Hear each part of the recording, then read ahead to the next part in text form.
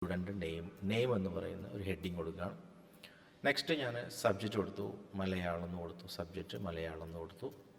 അതിനുശേഷം അടുത്ത സബ്ജക്റ്റ് മലയാളം എന്ന് ടൈപ്പ് ചെയ്യുമ്പോൾ നമുക്ക് ഈ സെല്ലിനകത്ത് മുഴുവനായിട്ട് ഇത് കൊള്ളുന്നില്ല. അപ്പോൾ മലയാളം എന്നുള്ളത് നമുക്ക് അടുത്ത സെല്ലിലോട്ട് പോയിട്ടുണ്ട്. ഇവിടെ ക്ലിക്ക് ചെയ്യുന്ന സമയത്ത് ഫോർമുല ബാറിൽ ഒന്നും കാണിക്കുന്നില്ല. ഇവിടെ ക്ലിക്ക് ചെയ്യുമ്പോൾ മലയാളം കംപ്ലീറ്റ് ആയിട്ട് കാണിക്കുന്നുണ്ട്. അപ്പോൾ ഈ സെല്ലിനകത്ത് തന്നെയാണ് നമ്മൾ ടൈപ്പ് ചെയ്തിട്ടുള്ളത്. ഇവിടെ ജസ്റ്റ് ഈ രണ്ട് കോളത്തിൻ്റെ സെൻട്രലായിട്ട് ഈ ഒരു ചിഹ്നം വരുമ്പോൾ, പ്ലസ് ചിഹ്നം വരുമ്പോൾ ഡബിൾ ക്ലിക്ക് ചെയ്യാം. അപ്പോൾ കറക്റ്റ് അളവിൽ നമുക്ക് കിട്ടും. അപ്പോൾ മലയാളം എന്നുള്ള ആ വേർഡ് എന്നുള്ള കംപ്ലീറ്റ് സ്പേസ്, കറക്റ്റ് സ്പേസാണ് നമുക്കവിടെ കിട്ടുന്നത്. അടുത്ത ഞാൻ മാത്സിന് കൊടുത്തു. അടുത്ത സബ്ജക്റ്റ് കൊടുത്തു. അടുത്ത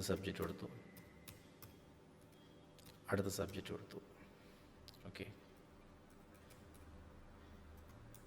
കൂട്ടണം എന്നുണ്ടെങ്കിൽ നമുക്കിവിടെ ജസ്റ്റ് ക്ലിക്ക് ചെയ്ത് പിടിച്ചിട്ട് റൈറ്റിലോട്ട് കൊണ്ടുപോയി കഴിഞ്ഞാൽ നമുക്ക് ഈ ഒരു കോളത്തിൻ്റെ വിഡ്ത്ത് നമുക്ക് കൂട്ടാൻ പറ്റും.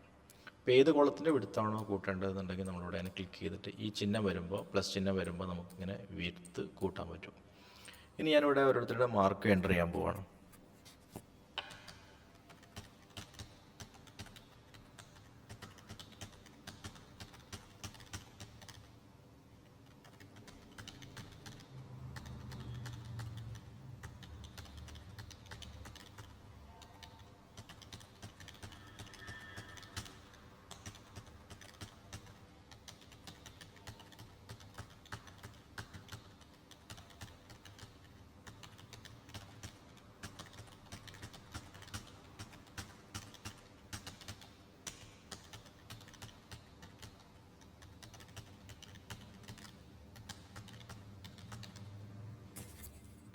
ഞാനിവിടെ എല്ലാ മാർക്കുകളും എൻ്റർ ചെയ്തിട്ടുണ്ട്. നമുക്കിവിടെ ടോട്ടൽ മാർക്ക് കാൽക്കുലേറ്റ് ചെയ്യണം. എക്സലിനകത്ത് നമ്മൾ എന്തൊരു കാൽക്കുലേഷൻ ചെയ്യുകയാണെങ്കിലും, സെല്ലുകൾ തമ്മിൽ കൂട്ടുകയാണെങ്കിലും, ഗുണിക്കുകയാണെങ്കിലും, കുറയ്ക്കുകയാണെങ്കിലും, എന്ത് കാൽക്കുലേഷൻ ചെയ്യുകയാണെങ്കിലും നമ്മൾ ഈക്വൽ ടു കൊടുക്കണം, സമം കൊടുക്കണം. സമം കൊടുത്താൽ എക്സൽ അതൊരു കാൽക്കുലേഷനായിട്ട് പരിഗണിക്കുള്ളൂ. സമം കൊടുത്തതിന് ശേഷം നമുക്കിപ്പോൾ ടോട്ടൽ മാർക്ക് കാൽക്കുലേറ്റ് ചെയ്യണം. രാജുവിൻ്റെ ടോട്ടൽ മാർക്ക് കാൽക്കുലേറ്റ് ചെയ്യണം. അപ്പോൾ നമ്മളുടെ 45 + 55 + 66 + 25 + 56 + 25 ഇത് നമ്മൾ രാജുവിന് ഓരോ സബ്ജക്റ്റിലും കിട്ടിയ ഈ മാർക്കുകൾ തമ്മിലാണ് നോർമലി നമ്മൾ കൂട്ടേണ്ടത്. പക്ഷേ ഇവിടെ നമ്മൾ ചെയ്യേണ്ടത് സംഖ്യകൾ തമ്മിൽ കൂട്ടരുത്. സംഖ്യകൾ തമ്മിൽ കൂട്ടിക്കഴിഞ്ഞാൽ നമുക്ക് ഓട്ടോമാറ്റിക് കാൽക്കുലേഷൻ കിട്ടില്ല. സെല്ലുകൾ തമ്മിൽ കൂട്ടണം. അതിന് നമ്മൾ 45 എന്നുള്ള സംഖ്യ നിൽക്കുന്ന ഏത് സെല്ലാണ്? F7ലാണ്. ജസ്റ്റ് നമ്മളുടെ ക്ലിക്ക് കൊടുത്താൽ മതി. ഇപ്പോൾ F7 എന്ന് വരും. പ്ലസ് ചിഹ്നം കൊടുക്കുക. അടുത്ത 55 നിൽക്കുന്നത് G7ലാണ്. പ്ലസ് ചിഹ്നം കൊടുക്കുക. അടുത്തത് X7 + I7 + J7 + K7.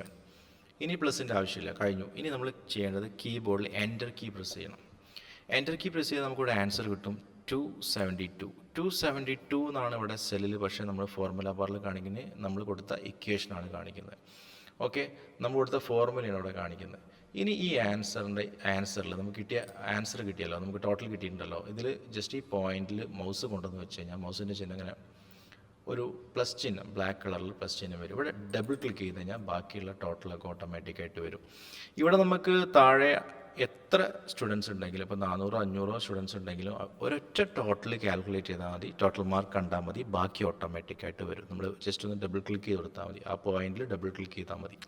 Okay, നമ്മൾ എക്സൽ സെല്ലുകൾ തമ്മിലുള്ള കാൽക്കുലേഷന് വേണ്ടിയിട്ടാണ് നമ്മൾ എക്സൽ എന്ന് പറയുന്ന സോഫ്റ്റ്വെയർ ഡെവലപ്പ് ചെയ്തിട്ടുള്ള. സെല്ലുകൾ തമ്മിൽ കാൽക്കുലേഷനാണ് ചെയ്യാൻ.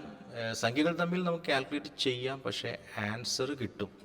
ഇവിടെ നമ്മളിവിടെ സമം നിർബന്ധമാണ്. എങ്ങനെ കാൽക്കുലേറ്റ് ചെയ്യണം? സമം നിർബന്ധമാണ്. ഞാനിപ്പോൾ 45 + 55 + 66 + 25 + 56 + 25 നമുക്കിവിടെ ആൻസർ കിട്ടി. 272 കിട്ടി, കറക്റ്റ് ആൻസർ കിട്ടി. പക്ഷെ നമുക്ക് ഓട്ടോമാറ്റിക് കാൽക്കുലേഷൻ കിട്ടില്ല. എല്ലാത്തിലും 272 തന്നെ വരാം. കാരണം ഇവിടെ നമ്മൾ സെല്ലുകൾ തമ്മിലാണ് കാൽക്കുലേറ്റ് ചെയ്തത്, ഇവിടെ നമ്മൾ സംഖ്യകൾ തമ്മിലാണ് കാൽക്കുലേറ്റ് ചെയ്തത്.